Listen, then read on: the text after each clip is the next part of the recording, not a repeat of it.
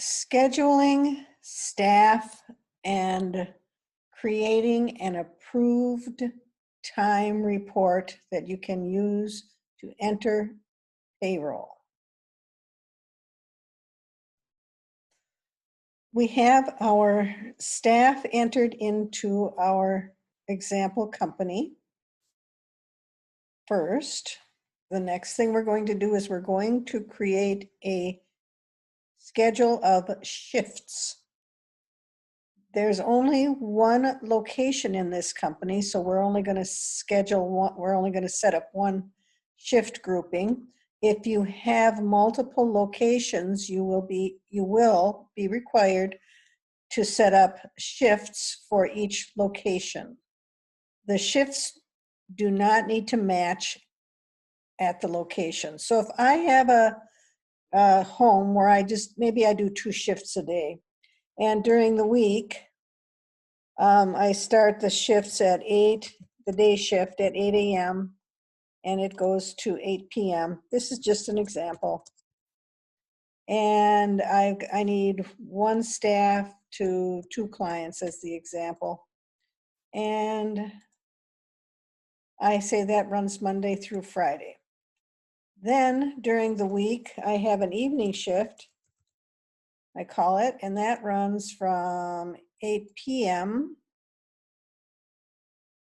to 8 a.m. And again, I have 1 staff person for 2 clients, and that's going to run Monday through Friday. I'm going to add that. On weekends, though, we have different start times, for example. So I'm going to say morning, weekend, and I'm going to say maybe we start that one at 10 a.m. and that goes till, I don't know, 8 p.m. And that's going to be 1 staff for 2 clients, and that's for Saturday and Sunday. And then I'm going to have an evening weekend. And that one's going to go from 8 p.m. to 10 a.m. Excuse me. And that's going to be for 1 staff, 2 clients, and Saturday and Sunday. And I'm going to add that. So these are just examples. You can set up as many shifts as you need for each location. All right, next you're going to schedule your employees into these shifts. So I'm going to select Schedule Employees. Okay, so we're going to schedule our employees. And these are as you can see, these are the shifts that I just added. There's that morning, it's 1 client or 1 staff to 2 clients, runs from 8 to 8. The weekend runs from 10 to 8 for morning. And then the evening shift during the week is 8 to 8. And the evening shift over the weekend is from 8 to 10. So then I am going to select who is going to cover these days for this week. So let's say that that's going to be Sally's staff. So I select Sally and I click the plus sign. And you can see that Sally's name goes here and this turns blue because I now have 1 staff person scheduled. If I had said that this required 2 staff people, this would still be yellow. So our goal is to get this whole page to be blue so we know that we've got all of our shifts covered. If I have a different user that I need to put in there, I could do this. Or let's say that Nancy Nursen, she's our nurse, comes in generally on Thursdays. So I'll put both Nancy and Sally onto Thursdays, okay? So I'll go Sally, and I've got my day shift for the weekdays covered. Then on my weekends for Saturday and Sunday, we're still going to just have Sally, or we'll have this person that with the interesting name cover our day shift, our morning shift for the weekend.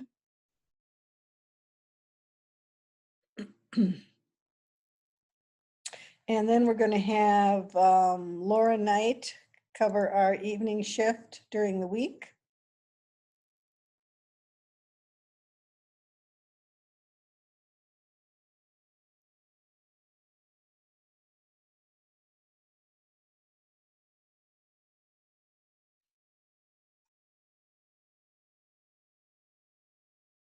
And we'll have Z admin cover the weekend overnights.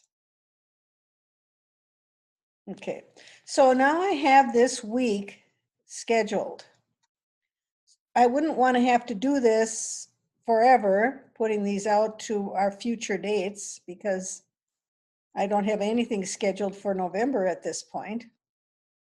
I can use this button to go back and forth. So what I can do is I can say, starting with October 25th and ending with October 31st, okay?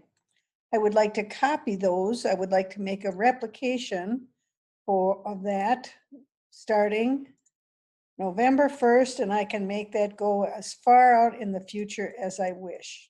And we'll just say to there, whatever, and I'm going to save it. So I have now set up a schedule out into February.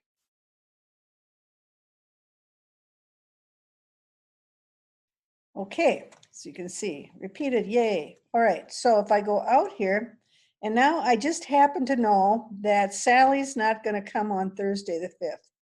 Sally's going to come next week on the 4th.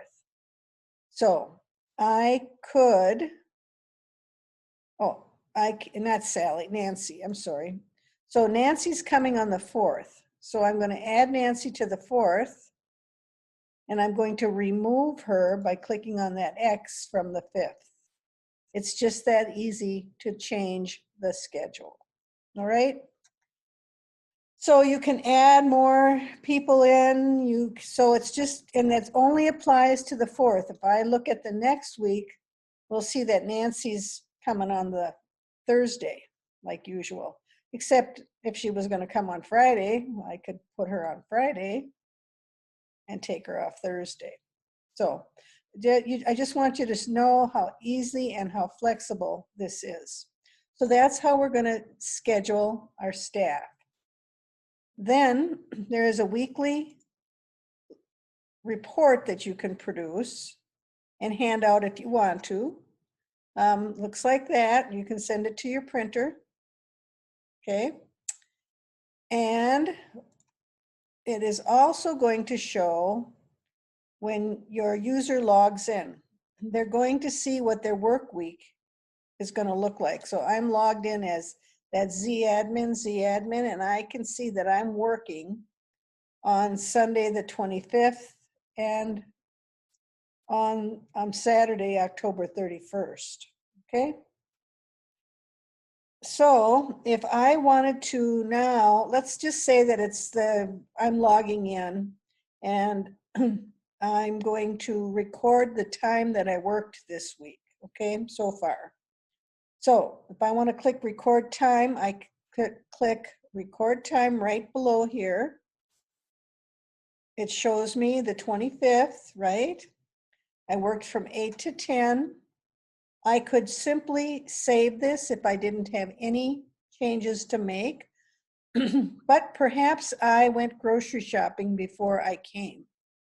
So I could say, this is just an example, I could say my time in was actually 7 and save it. But I can't save it because I have to have what did I do wrong here?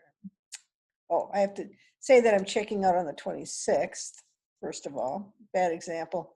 And since I changed my check-in time, I have to put in a note. So grocery shopping prior to coming to, oops, too many M's. house. Now I can save this record. So if I make a change, I'm required to enter a note. Okay, so that's how staff will add time. And they will be able to see this time as long as the administrator has not approved it or unapproved it, okay? So staff will be able to do that. It's a time sheet. They're going to be able to see their time. And now I'm going to switch gears and not talk about recording time, but I'm going to talk about the administrator's job in managing time.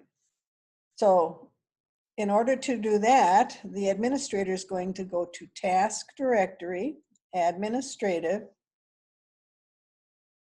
Manage Time Records.